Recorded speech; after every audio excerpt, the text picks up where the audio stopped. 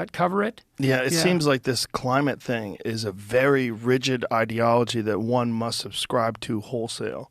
Yeah. You can't have any nuanced opinions on it, and you can't have any. There's It's a no religion. variation. It's a religion. Yeah. It's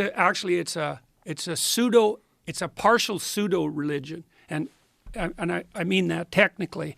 I'm going to write about this to some degree, and I'm writing a new book which will come out in November called We Who Wrestle with God, and I'll cover that in this. But Alex Epstein, who wrote Fossil Fuel Future recently, comments about this a bit. So the basic structure of the quasi-religious belief, and so this is the set of initial presumptions. That's a way of thinking about it. You know, we were talking about how ideas are structured earlier. The Marxists believe that everything's about power.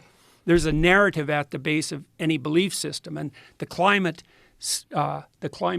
pseudo-religion is based on characterization of nature as something like a hapless, what would you call, hapless, defenseless, fragile virgin.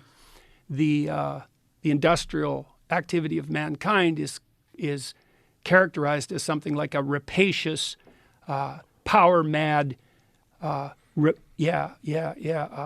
demolisher of natural virginity and beauty, and then the human being is, the individual, is characterized as nothing but a devouring mouth whose activity runs contrary to the untrammeled beauty of the planet, and that supports the activity of the tyrannical patriarchy. That's basically it.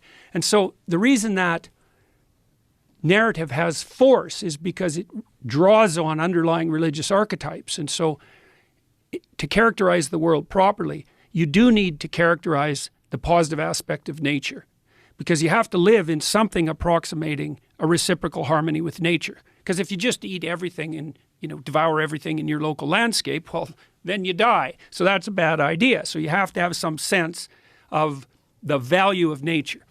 Now, you also have to have some sense of the fact that if you were dropped in the jungle naked in the Amazon, you'd be dead in about 48 hours.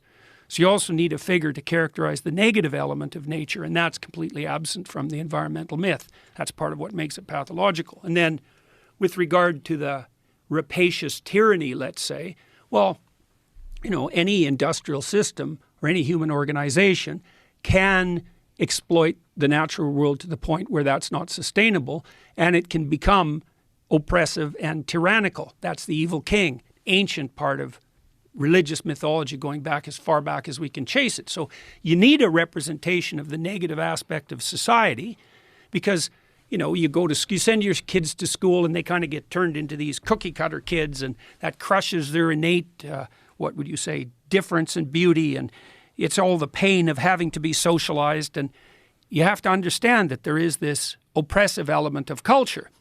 And so, but then, you should also wake up and notice that you've got the wise king too, and that means you plug in your damn toaster in the morning and the electricity works, and you go out on the street and everyone isn't rioting, and there's workmen who are knee deep in the sludge trying to keep everything going, and you're not starving to death like everybody on the planet was in 1860. And so a little gratitude for the positive end of the patriarchy is in order too, and that's completely absent in the environmental view.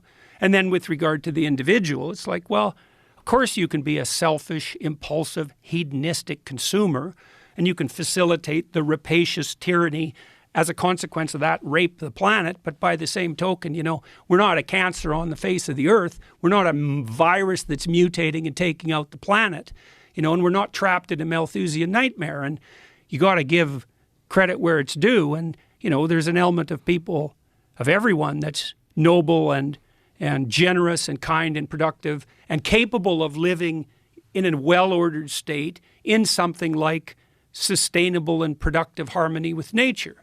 You only get half that story. Now, if you have no comprehensive underlying cultural narrative, which is increasingly the case in our society, and someone offers you, when you're a teenager, half the religious story, that'll just snap you up in a second, because it helps you order your relationship with the world. It gives you a pathway too, eh? So Jean Piaget, the great developmental psychologist, he called the last stage of adolescence the messianic period, the messianic stage.